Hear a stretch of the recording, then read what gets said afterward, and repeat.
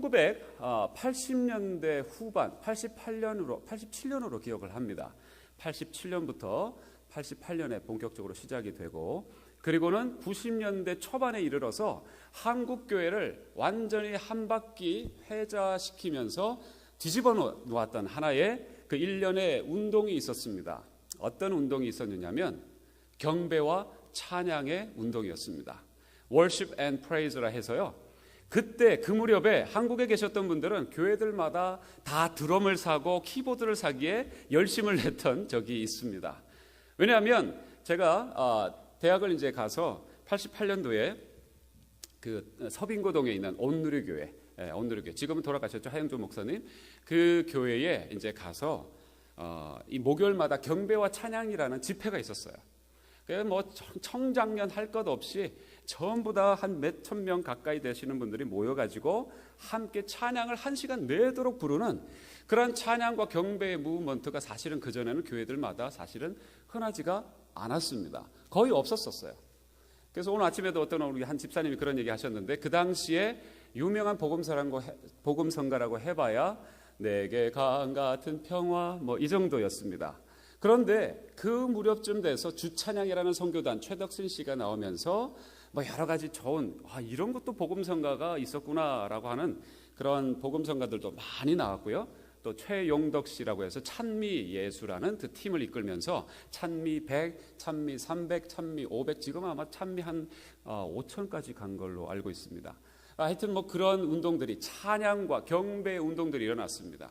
그래서 온누리 교회에서 시작한 이 경배와 찬양의 운동이 너무너무 이제 한국 교회에 이제 퍼지기 시작하면서 모든 교회들마다 드럼 사서 또 키보드 사서 찬양을 많이 하면은 부흥되리라라는 어떤 그런 기대로 모든 교회들이 아마 그렇게 했던 것 같아요. 자, 다른 얘기들은 뭐 차치하고 경배와 찬양. 여러분, 경배는 무엇이고 찬양은 무엇일까요? 찬양이야 여러분이 잘 알고 있는 단어라고 생각이 되어집니다. 근데 경배라는 단어는 늘상 같이 따라 붙기는 하는데 따로 설명을 받지 못하셨던 느낌이 좀 있으시죠? 그 경배가 뭘까? 예배하고 뭐 비슷한 거 아니겠는가? 뭐 그렇게 정도 생각하실 것 같습니다. 그 밥 소룩이라는 유명한 경배 찬양 사역자가 있는데, 이분이 찬양으로 가슴 벅찬 예배라는 그런 책이 하나 있습니다. 굉장히 참 영감 있고 귀한 책이니까 혹시 여유가 되시면 하나 사서 보실 수 있길 바라고요. 저희 도서관에 빨리 도서관이 만들어져야 될 텐데, 도서관에도 이런 책들이 구비가 돼서 읽으실 수 있으면 참 좋겠습니다. 찬양으로 가슴 벅찬 예배라는 이 책에 보면 이분이 이런 얘기를 합니다. 찬양과 경배를 나눈다는 것은 영과 혼을 나누는 것만큼 어렵다. 하지만 같은 것은 아니다. 이렇게 설명을 합니다. 그냥 영어로 표현하면 worship and praise라고 보통 쓰시는 분들도 많이 있는데, 근데 사실은 worship이라고만 쓰기엔 조금 그래요. adoration이라고 쓰는 것이 좀 더 정확하지 않을까, 그런 생각을 해봅니다. 자, 찬양은 무엇이에요? 우리의 몸을 움직여서, 특별히 우리의 목소리를 다하여서, 우리의 육신을 움직여서 우리의 하나님의 영화로우심과 그 은혜로우심을 높여드리는 것이죠. 그렇죠? 그것이 찬양입니다. 우리 성가대의 찬양도 있었고, 우리가 함께 회중 찬양으로도 하나님 앞에 그렇게 올려드렸습니다. 경배는 무엇일까요? 경배는 관계입니다. relationship이에요. 다시 얘기해서 찬양과 경배는 같이 거의 붙어 있습니다. 찬양만 따로 떼어놓고 경배를 하지 않을 수가 있다라는 것은 그건 불가능한 얘기입니다. 마치 경배가 없이 찬양만 있다면 노래방에서 노래하는 거나 별반 차이가 없게 되어집니다. 찬양을 통해서 우리가 사실은 어느 단계로까지 들어가야 되느냐면 경배의 단계로까지 우리가 가야 하는 줄로 믿습니다. 그 경배라는 것은요, 관계예요. 릴레이션십입니다. 다시 얘기해서 하나님을 경험하는 것이 경배입니다. 하나님을 노래하면서 나의 사정과 상황 속에서든지, 아니면 어떤 감사의 내용이 있든지, 아니면 억울한 일이 있든지, 어떤 상황이든지 상관없이 우리의 상황 전반을 통해서 하나님의 임재, 하나님의 그 함께하심을 통해 감사가 있고 그 하나님의 사랑이 느껴지고, 그리고 하나님을 경외하고 하나님을 친밀하게 느끼는 그 순간이 있다면, 그것은 굳이 우리가 목소리를 다해서 목청껏 노래하지 않는다 할지라도 경배가 되는 줄로 믿습니다. 자, 그런데 우리가 찬양을 하는데 경배를 드리고 있지 않다라는 것은 사실은 그걸 있을 수가 없다라는 것이죠. 입만 우리가 뻥긋뻥긋하는 그러한 노래만 하게 되는 것은 우리에게 없어야 된다라고 우리가 생각해 볼 수가 있습니다. 자, 하나님의 임재 속에서 하나님의 그 아름다우심을 우리가 느끼고 위로를 받죠. 또 평강을 누리죠. 기쁨을, 그 능력을 공급받는 그러한 영적인 교제 상태를 경배라고 하는 것입니다. 그래서 경배와 찬양이라고도 보통 한간에 많이들 얘기를 합니다. 여러분 그거 아시나요? 경배와 찬양송이 따로 있다는 것이요. 보통 우리가 부르는 이 찬송가가 있지 않습니까? 찬송가. 그 다음에 우리 젊은 분들이 좋아하시는 복음성가. 또 뭐 CCM이라고 하기도 하죠. Contemporary Christian Music이라고 하죠. 뭐 그런 것들. 그 다음에 가스펠이라는 것들. 또 이 경배와 찬양이라는 것들. 사실은 조금씩 다 구별이 있습니다. 구분되어야 할 부분이 있습니다. 그러나 공통적으로 얘기할 때는 무엇을 부르든지 우리의 목적과 그 골은 경배로 또 찬양으로 우리가 귀결되어야 된다고 저는 생각합니다. 정말 그런 은혜가 저와 여러분에게 있기를 바라는데요. 그래서 경배와 찬양이라고 얘기했을 때 좀 엄밀하게 얘기하면은 경배로서의 찬양, 그런 우리의 그런 의미를 가지고 메시지를 가지고 우리가 앞으로 찬양에 임하셔야 될 줄로 믿습니다. 그저 그냥 노래 부르는 것이 찬양이 아니고요.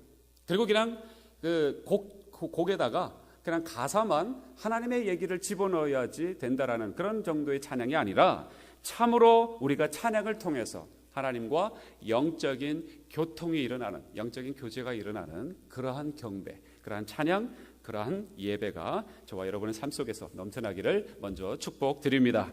여러분 그런 의미에서 성경에는 이러한 경배 찬양이 참으로 많습니다. 경배 찬양이 곳곳에 있습니다.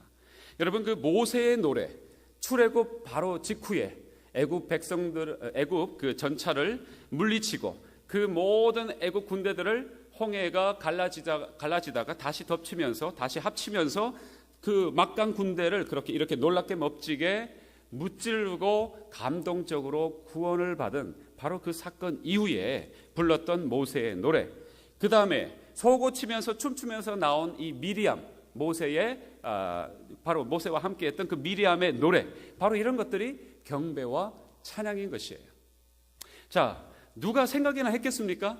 죽을 줄 알았는데 바로 그 목전에서 우리가 죽지 않고 바로 애국 군대가 죽었다라는 사실 때문에 그들은 축복의 놀라운 사실 때문에 살아났다라는 사실 때문에 경배와 찬양을 하지 않을 수가 없었던 것입니다. 저와 여러분도 마찬가지라고 저는 믿습니다. 죽을 수밖에 없는 상황이라고 생각되어지시죠? 눈으로 쳐다보면 이 세상을 바라보면 이러다가 우리가 죽겠구나, 그런 생각, 홍해와 같은 세상의 벽에 맞닥뜨려져 있는, 그리고 넘실대는 그런 물뿐만 아니라 애국 군대와 같은 세상 때문에 우리가 힘겨워하는, 이러다 죽겠구나라는 생각을 우리는 하게 되지만, 그러나 놀라운 경배와 찬양을 하나님께 드릴 수 있는 기적을, 놀라운 은혜를, 승리를 하나님은 우리 삶 가운데 허락해 주실 줄 믿습니다. 여러분 그 사실을 확신하십시오. 믿으십시오. 여러분 그런 의미에서 오늘 한나의 이 노래도 한나의 경배와 찬양인 것입니다. 한나의 경배와 찬양. 우리 1절을 다시 한번 읽겠습니다. 2장 1절입니다. 우리 다시 한번 2장 1절 같이 한번 읽겠습니다. 시작. 한나가 기도하여 가로되 내 마음이 여호와를 인하여 즐거워하며 내 뿔이 여호와를 인하여 높아졌으며 내 입이 내 원수들을 향하여 크게 열렸으니 이는 내가 주의 구원을 인하여 기뻐함이니라. 아멘. 아멘. 내 마음이 여호와를 인하여 즐거워합니다 라고 얘기합니다. 노래하는 것이죠. 실제로 노래하고 있습니다. 그런데 이것은 경배와 찬양이에요. 참으로 하나님과의 깊은 교제 속으로 들어가고 있는 이 한나의 모습을 봅니다. 여러분 이것은 단지 시적인 표현이 아니라는 걸 여러분 기억하셔야 됩니다. 여러분 한나의 상황 잘 아시지 않습니까? 제가 작년에 설교 말씀도 드리면서 한나가 어떤 상황 속에 있었는지, 그 분인나가 분노를 일으키게 만든, 이름도 잘 지어야 됩니다. 그래서 분인나가 분노를 일으켜요. 여러분 그래서 정말 이 분노 가운데 치달을 수밖에 없는, 그리고 삶의 고통 가운데 있을 수밖에 없는 이 상황 속에서도 이 한나는 기도하였고 그 기도의 응답으로 하나님이 자녀를 약속해 주셨으며 실제로 자녀를 놓게 되었죠. 여러분 한나의 경험한 그런 모든 사건들 우리가 얼마나 그 큰 고통으로 우리가 알고 있습니까? 정말 해결받을 수 없을 것 같았던 그 고통이었는데, 그래서 생명을 걸고 기도했는데 하나님이 그를 돌아보셨다, 나를 돌아보셨다라는 그 한나의 고백이 오늘 있게 되는 것입니다. 여러분, 이 부르짖음을 들으시고 역사하셔서 임신하고 아들을 놓게 되었는데, 문제는 뭡니까? 아들을 놓기 직전에 한나가 기도하면서 소원했던 것이 있었죠. 아들을 놓게 되면, 생명을 주시면 제가 삭도를 대지 않고 하나님 앞에 바치겠습니다. 나실인 서원을 했었죠. 그래서 아이를 놓았습니다.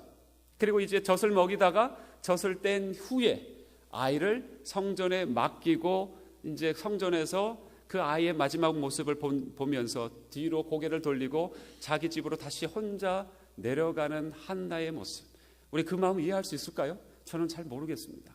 저는 어미가 될 자격도 없고 되지도 못할 거니까 이해도 못하지만 어떻게 이 마음을 이해할 수 있을까? 너무 마음이 짠한 것 같아요. 정말요. 정말. 그런데 여하튼 그런 상황 속에서 분명히 또 기도했을 것 같습니다. 하나님, 제가 아들을 놓고 오니까 주님, 제가 소원했듯이 하나님이 그렇게 응답해 주셨듯이 놓고 오지만, 저는 육신적으로는 떨어지지만 주님 앞에 이렇게 미천한 자가 기도합니다. 아들을 붙잡아 주십시오. 아마 그렇게 기도했을 거라고 생각합니다. 자, 여하튼 그녀의 시선이 다시 하나님께 향하는 그 순간에 한나는 이렇게 고백을 한 거예요. 뭐라고요? 내 마음이 여호와를 인하여 즐거워합니다. 이렇게 고백했습니다. 여러분, 한나의 경배와 찬양이 시작된 거예요. 사랑하는 성도 여러분, 저는 하나의 믿음을 가지고 있습니다. 그게 뭐냐면, 우리가 어떤 상황에 거하든지, 어떤 처지에 거하든지, 어떤 우겨싸움을 당하든지, 그래서 어떤 마음이 지금 우리의 마음속에 용솟음 치고 어려움이 있다 할지라도 하나님을 보기만 한다면, 하나님을 바라보기만 한다면, 하나님께 나아가기만 한다면, 하나님께 집중하기만 한다면, 하나님의 음성을 듣고자 우리가 귀를 기울이기만 한다면 하나님은 우리의 입에서 경배와 찬양이 흘러가도록 분명히 그렇게 만드실 것이라고 저는 확신합니다. 저는 그런 믿음이 있습니다. 그런 믿음이 있습니다. 왜냐하면요, 경배와 찬양은 승리의 노래이기 때문에 그렇습니다. 경배와 찬양은 승리의 노래예요. 무슨 노래라고요? 승리의 노래예요. 승리의 노래예요. 승리의 노래 하시는데 승리의 노래예요 이러시면 안 되죠. 승리의 노래입니다. 승리의 노래. 우리가 하나님을 바라보기만 한다면 언제나 하나님은 우리에게 승리를 주실 줄로 믿습니다. 하나님은 언제나 승리자이십니다. 하나님은 한 번도 패하신 적이 없는 백전백승의 만전이면은 만승의 하나님이심을 저는 확신합니다. 결코 패배하지 않으십니다. 우리 하나님이 왜 승리자이시냐? 그냥 힘이 세시고 지식이 뛰어나시고 능력이 많으신 것도 분명히 그러한 승리의 요인이지만, 그러나 또 한 가지의 모습이 하나님에게는 있으세요.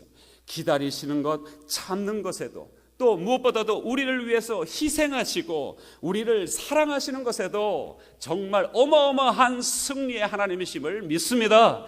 그것이 바로 십자가죠. 승리의 놀라운 표적, 승리의 놀라운 상징, 우리를 사랑하셔서 죽기까지 사랑하시는 이 놀라운 사랑의 능력, 크신 하나님, 그러나 죽음으로 끝나지 않고 부활하신 바로 놀라운 승리의 하나님이시기에, 능력의 하나님이시기에 우리가 하나님을 바라보면 언제나 그 능력, 그 승리는 우리의 것이 되는 줄로 확신합니다.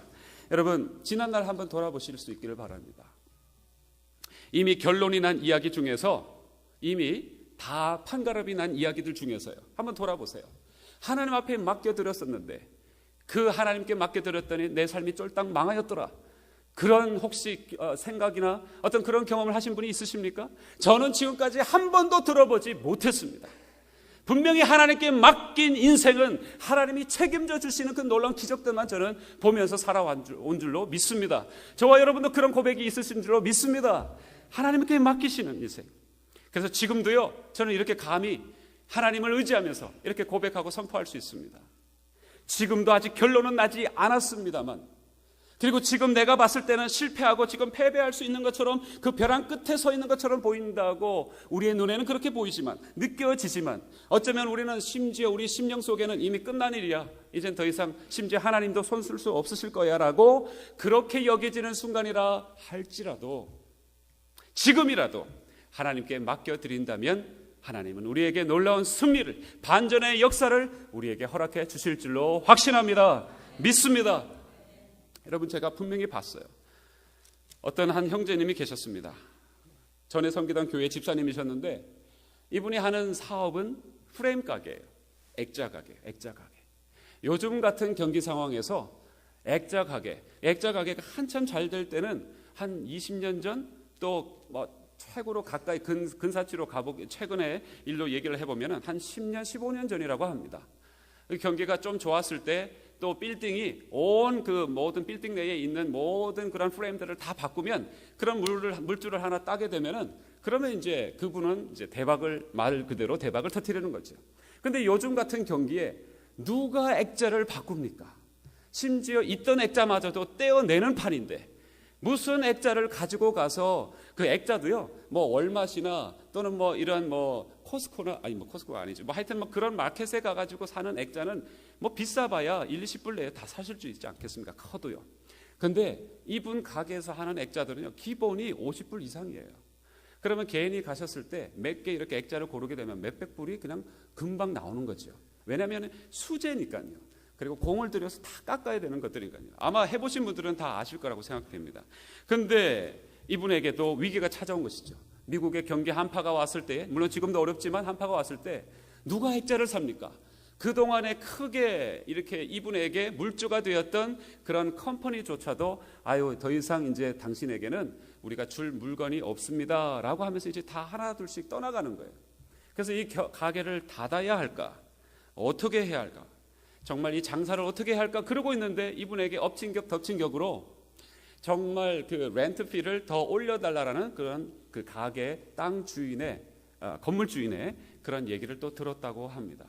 그 당시에 아이를 이제 셋째를 놓으셔서 아이를 한참 키우고 있는 가운데 있고 또 장인어른 장모님을 모시고 있는 상황에 있고 정말 이분이 혼자 와이프는 이제 갓 아이를 놓았기 때문에 이제 쉬고 있는 상황이고 그래서 어떻게 해야 될까 몰라 하던 그런 상황이었습니다. 그래서 저에게 계속 그런 질문을 하면서 쉽지는 않은데 하나님이 알아서 하시겠죠?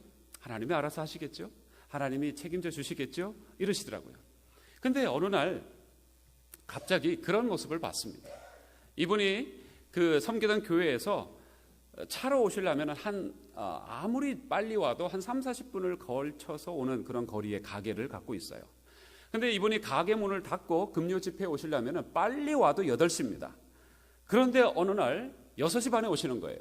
왜 6시 반에 오시느냐 했더니 가게 문을 일찍 닫아버리고 자기가 일찍 교회에 가서 기도로 준비하면서 금요 찬양을 예배하겠다라고 가게 문을 닫아버린 거예요.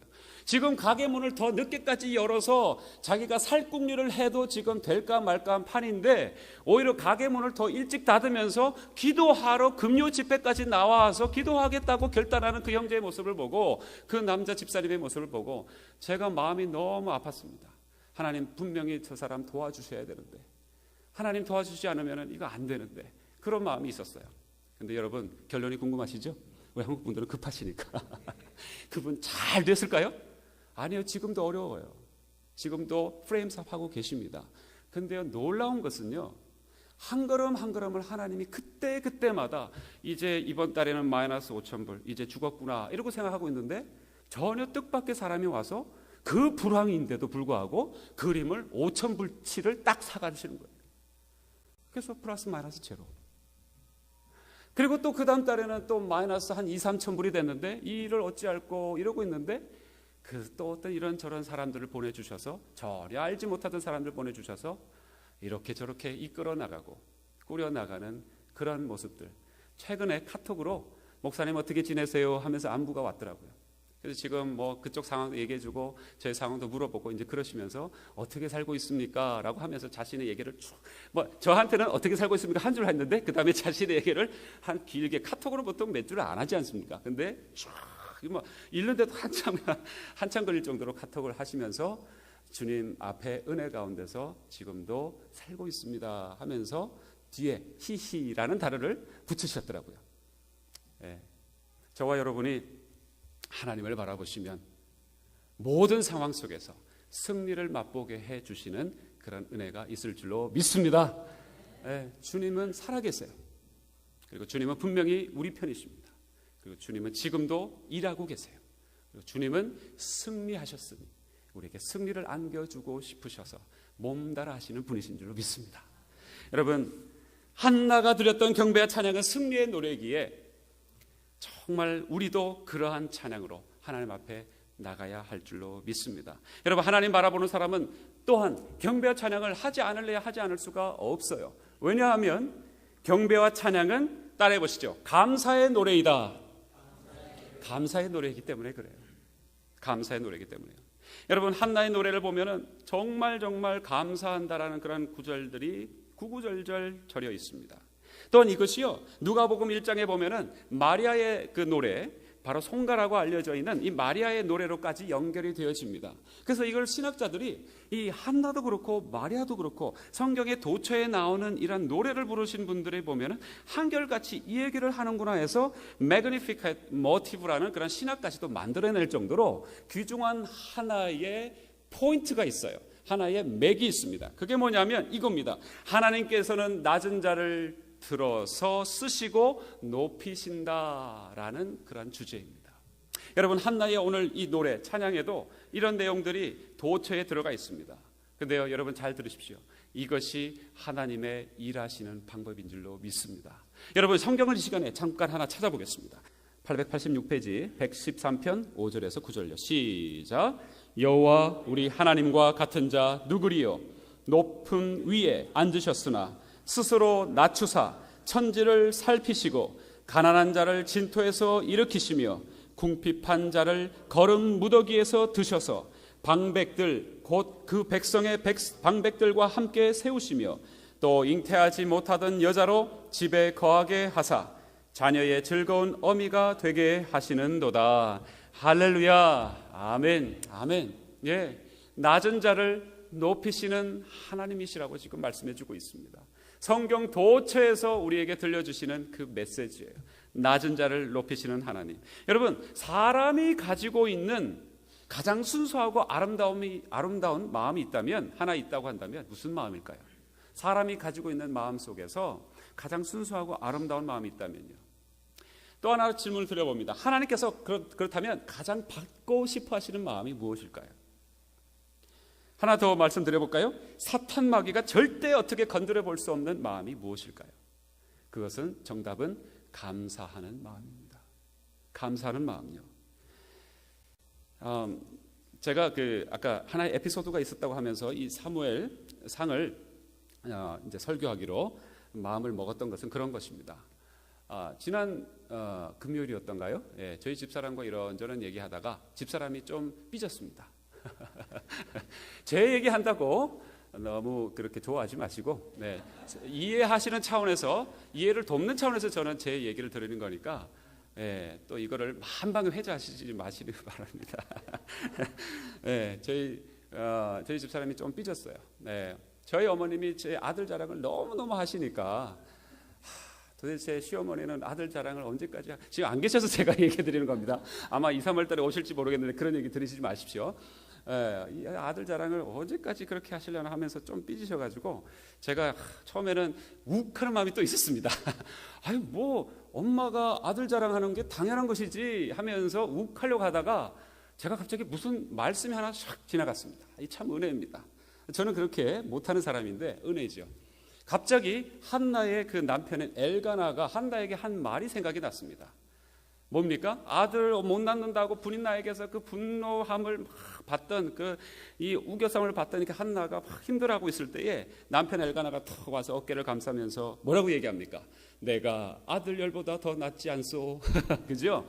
그래서 그런 얘기를 탁 하려고 이제 갑자기 생각이 났어요. 그래서 야, 이거를 얘기해 주면 되겠다 이래가지고 얘기를 딱 하려고 하다 보니까 이런 생각이 또 들었습니다. 그 얘기했다가 분명히 집사람이 난 10아들을 주시오, 아마 그럴 것 같아서 무슨 얘기인지 이해되시죠? 예, 나 당신 싫고 10아들 주시오 이럴 것 같아서 그렇게 얘기하지 않고 마음이 갑자기 이렇게 말이 싹 바뀌면서 이런 얘기를 주었습니다. 다 얘기 듣고 뭐 이런저런 얘기 좀 하다가 마지막에 그런 얘기를 했어요. 내가 더 당신을 사랑해야 되겠소, 뭐 이런 식으로 얘기를 했습니다. 더 사랑해야 되겠습니다. 그랬어요.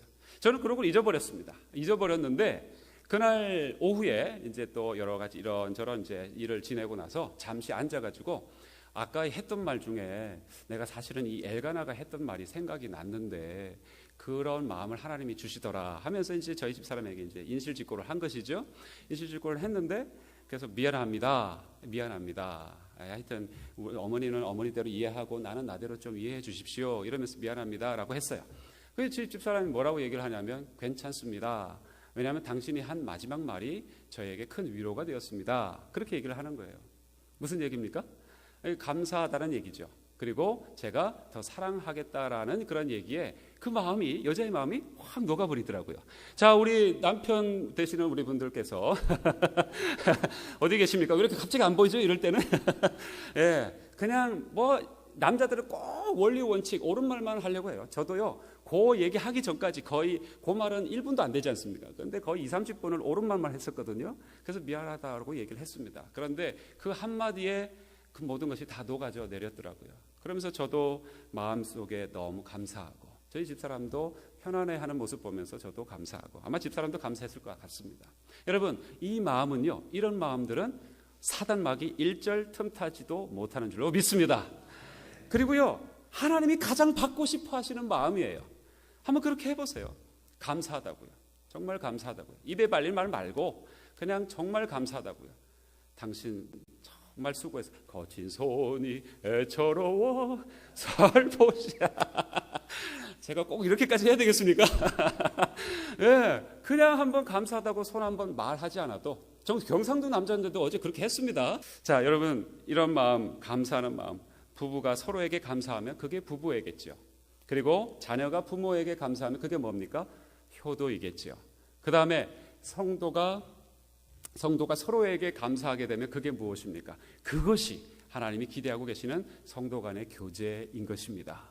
그리고요, 또한 성도가 목사에게 감사하면 그게 뭐겠습니까? 은혜 받는 것이지요. 그렇죠? 그리고 제가 여러분에게 감사하면 그게 뭐겠습니까? 저의 목회의 행복인 줄로 믿습니다. 할렐루야. 저는 그래서 우리 성도님들 보면서 감사하기로 했어요. 할렐루야. 왜 아멘 안 하세요? 네, 그 심보를 모르겠네, 제가 왜 감사를 안 하시는지. 저는 앞으로 우리 성도님들 보면서 어떠한 일이 있더라도 감사하겠노라, 뭐 이렇게 제가 고백을 하고 또 선포합니다. 그래서요, 하나님은 이런 마음을 중요시하기 때문에 그래서 낮은 자를 들어서 높이시는 것입니다. 한나의 고백이 바로 그것인 것이죠. 그 다음에 나중에 예수님의 그 모친 마리아의 고백이 바로 그것인 것이죠. 나 같은 비천한 자, 나같이 거름더미의 한가운데 복판에 잿더미나 둘러쓰고 앉아있는 이 무력한 자를 높이시다니 하나님, 놀라운 일입니다. 감사합니다. 깨지고 상하고 비참한 느낌이 있는 자에게 갑절의 은혜를 주시는 하나님, 저는 이런 하나님을 믿습니다. 이렇게 우리의 삶을 붙잡아 주실 줄 믿습니다. 하나님이 살아계십니다. 그래서 우리가 배우지 못하고 아는 것이 없다고 여기는 자들을 오히려 하나님은 지식에 지식을 더한 사람도 모르게 하시고, 오히려 나는 잘 모르겠습니다 하나님, 그렇게 그러나 엎드리는 자에게 하나님은 놀라운 은혜를, 오늘도 갑절의 은혜를 주시는 줄로 믿습니다. 여러분, 하나님 앞에서 스스로 그래서 겸비해야 합니다. 나 같은 사람을 어떻게 그렇게 낮추시고 또 높이시는가, 이것을 감사해야 하고 기대하셔야 될 줄로 믿습니다. 왜냐하면요, 교만은요, 잘 생각해 보십시오. 인격적인 미숙이에요. 교만은 인격적인 미성숙입니다. 그리고 겸손은요, 성숙이에요. 그리고요, 더 근본적으로 말하면 교만은 무엇입니까? 죄입니다. 왜요? 하나님 앞에 엎드리지 않기 때문에 그래요. 이런 놀라운 하나님의 섭리를 도무지 알아볼래야 알아볼 수 없는 모습이기에 하나님이 싫어하시는 거예요. 뭐 하나님이 뭐 경쟁합니까? 교만한 자하고? 경쟁의 대상도 아니시죠. 그러나 왜 싫어하시느냐? 하나님의 그 마음을 교만하면 알 수가 없기에 하나님은 겸손한 자를 높이시고 그 다음에 교만한 자를 낮추시는 것입니다. 여러분, 영적인 교제 상태에서 아까 밥소르기가 얘기했던 그런 내용도 있죠. 경배와 찬양을 저와 여러분 앞으로 드려야 하는데, 이 경배는 결코 일방통행이 아닙니다. 따라해 보시죠. 쌍방통행이다. 예, 그렇습니다. 쌍방통행이기에 우리가 하나님 앞에 이렇게 겸손히 머물러 있는 이러한 상황 속에서, 이런 놀라운 은혜 가운데서 하나님은 반대편에서, 하나님 편에서 우리에게 놀라운 역사로, 하나님의 역사로 우리에게 임하시는 줄로 믿습니다. 어떤 역사가 일어날까요? 경배와 찬양을 통해서 따라해 보시죠. 치유된다. 치유의 경험을 할 수 있는 것입니다. 할렐루야. 여러분, 무슨 일이 있을 때마다 그래서 경배와 찬양으로 하나님 앞에 가까이 나가실 수 있기를 축복드립니다. 무슨 일이 있을 때마다 찬양하세요. 무슨 일이 있을 때마다 노래하세요. 여러분, 내가 받은 상처를 남에게 덮어씌우면 뭡니까? 복수예요. 근데 내가 받은 상처를 내게 스스로에게 지우면 뭡니까? 내가 스스로 처리하면 그건 방어 기제예요. 그래, 내가 그냥 해결하지, 방어 기제입니다. 그러나 하나님이 처리해 주시면 그게 뭡니까? 치유가 되는 것입니다. 할렐루야. 1절 3절 다시 한번 읽어보겠습니다. 사무엘, 방금 우리 오늘 읽으셨던 사무엘상 2장 1절 3절, 1절에서 3절까지 다시 한번 크게 한번 잘 생각하시면서, 그런 의미에서 선포하시면서 우리 읽어보겠습니다. 한나의 기도가 우리의 기도처럼 여러분 믿고 선포하시는 겁니다. 2장 1절부터 3절까지요. 시작. 한나가 기도하여 가로되 내 마음이 여호와를 인하여 즐거워하며 내 뿔이 여호와를 인하여 높아졌으며 내 입이 내 원수들을 향하여 크게 열렸으니 이는 내가 주의 구원을 인하여 기뻐함이니이다. 여호와와 같이 거룩하신 이가 없으시니 이는 주밖에 다른 이가 없고 우리 하나님 같은 반석도 없으심이니이다. 심히 교만한 말을 다시 하지 말 것이며 오만한 말을 너희 입에서 내지 말지어다. 여호와는 지식의 하나님이시라 행동을 달아보시느니라. 아멘.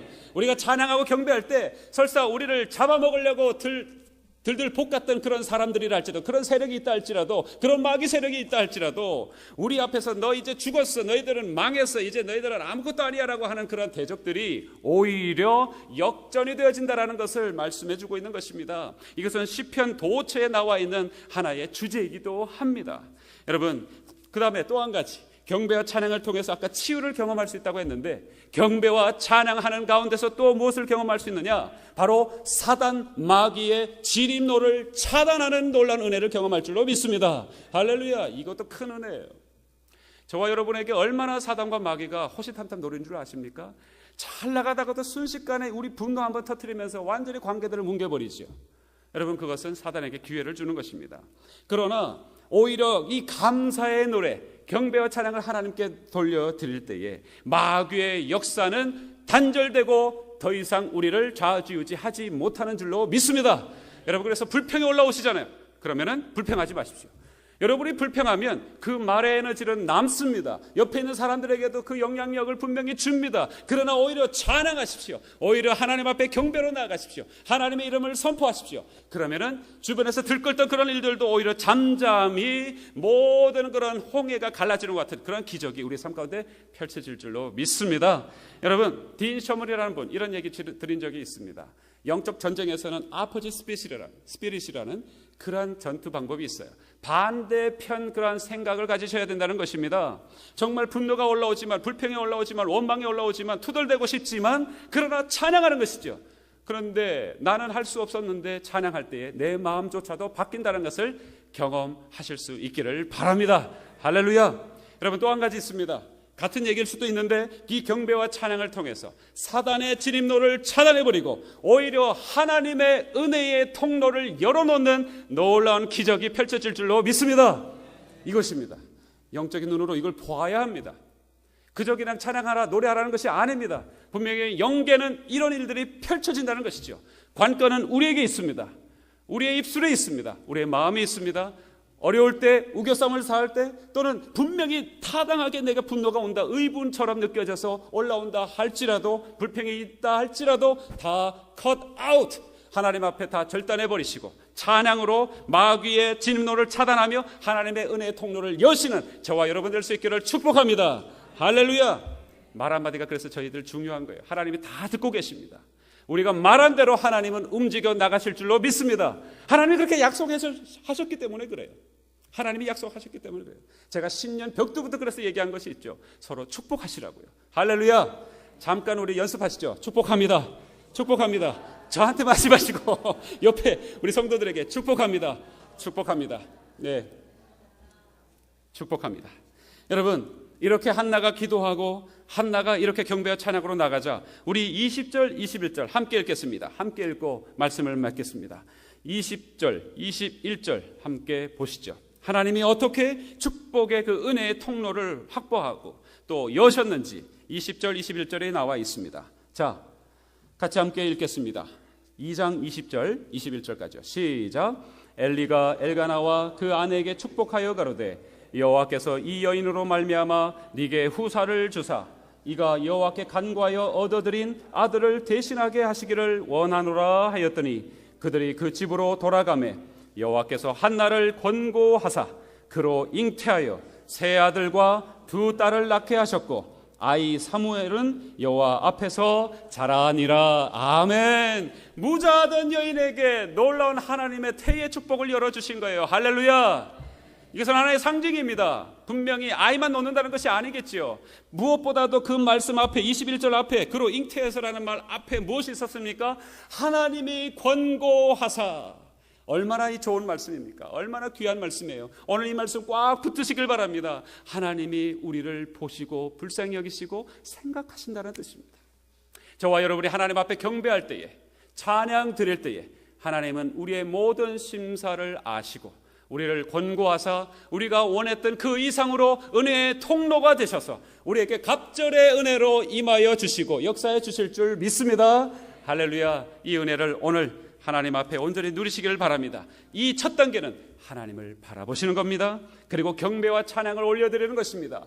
그리고 경배와 찬양을 올려드릴 때에 하나님은 이 놀라운 문을 여실 줄로 믿습니다. 아멘.